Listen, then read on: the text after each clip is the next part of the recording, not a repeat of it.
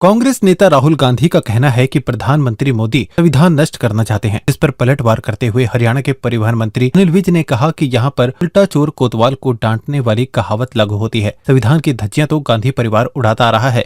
जब इंदिरा गांधी ने इमरजेंसी लगाई उस वक्त अखबारों पर भी सेंसरशिप लगाई गई थी। किसी को अपनी खबर देने का अधिकार नहीं था। संविधान को नष्ट करना चाहते हैं। यहाँ वो बात फिट होती है कि उल्टा चोर कोतवाल को डांटे, क्योंकि संविधान को की धज्जियां गांधी परिवार ने उड़ाई।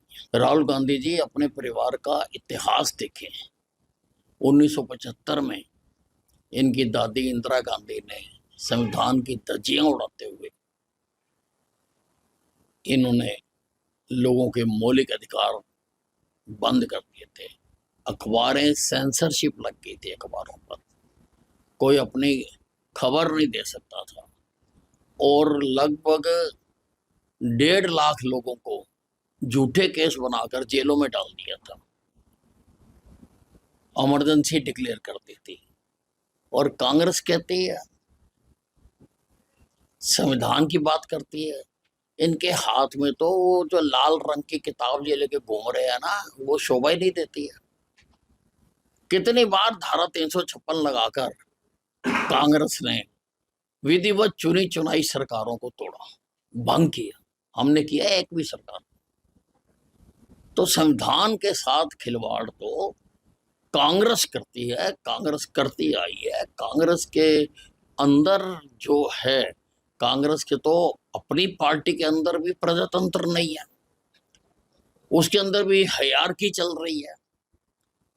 गांधी परिवार सबसे ऊपर और बाकी नीचे, जैसे राजशाही होती है उस प्रकार की पार्टी है। ये is not a democratic party.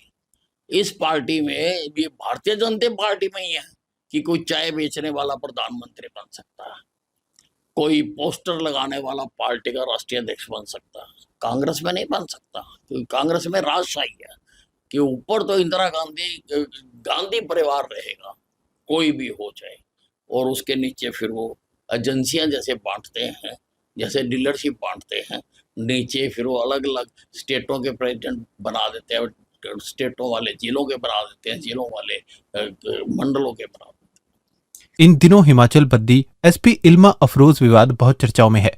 उन्होंने विधायक की पत्नी की गाड़ी का चालान काटा था, जिसके बाद से ही वे वापस उत्तर प्रदेश चली गई हैं और उनके छुट्टी पर होने की बात कही जा रही है, जिसे लेकर हरियाणा के परिवहन मंत्री अनिल विज ने तंज कसते हुए कहा कि हिमाचल में कांग्रेस का राज है और उनके चुने गए सदस्य राजशाही परिवार से हैं और जो राजशाही परिवार से होता है वह देश के कानून से ऊपर होता है।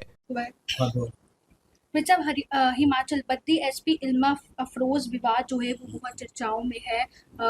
एमएलए की पत्नी की गाड़ी का चालान काटने के बाद से जो है वो गायब हो गई है, वापस यूपी पहुंच गई है। हाँ, नहीं, देखिए, अब कांग्रेस का राज है हिमाचल में, और कांग्रेस के राज में जो उनके चुने हुए प्रतिनिधि हैं वो राजशाही परिवार के सदस्य हैं, और जो राजशाही परिवार होता है वो देश के कानून से ऊपर होता है। उनको इम्यूनिटी मिली हुई होती है, उनके ऊपर कोई कार्रवाई नहीं कर सकता। इसलिए उसने गुस्ताखी की, उसका चालान किया, तो इसलिए उनकी मुश्किलें बढ़ी हैं। भूपेंद्र हुड्डा का कहना है कि बीजेपी इन दिनों उल्टा चोर कोतवाल को डांटे की नीति पर चल रही है, जिस पर तंज कसते हुए हरियाणा के परिवहन मंत्री अनिल विज ने कहा कि हुड्डा साहब के समय में तो जिन पर कृपा हो जाती थी सिर्फ उन्हीं के बीपीएल कार्ड बनते थे, बाकी तो सब ऐसे ही घूमते रहते थे।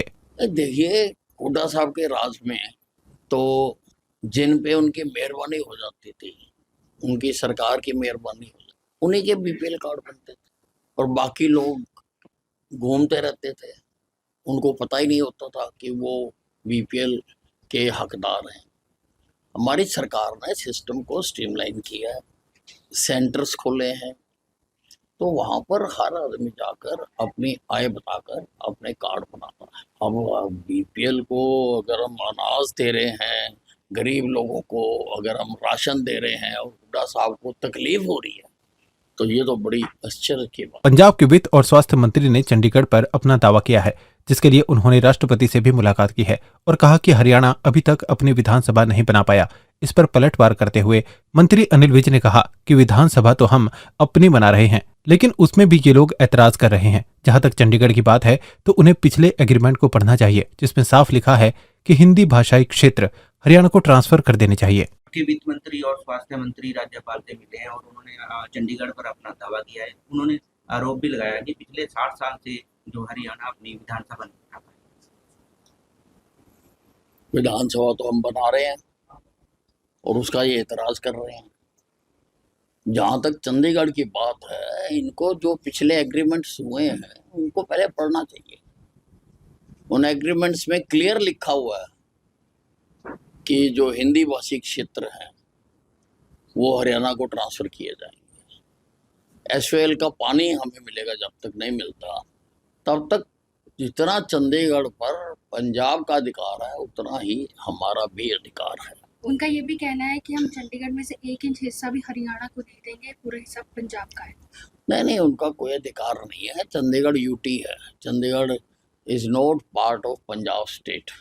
वो इस तरह की बात कह नहीं सकते हैं। और यूटी के अंदर जितने कर्मचारी अधिकारी भी लगे हुए हैं वो 60-40 की रेशो से लगे हुए हैं। उसमें हरियाणा के भी होते हैं, पंजाब के भी होते हैं। उनको सारा मालूम नहीं है, तो ये सारी उनको जानकारी लेनी चाहिए कि चंडीगढ़ एक यूनियन टेरिटरी है आज की तारीख में। वो आपकी नहीं है।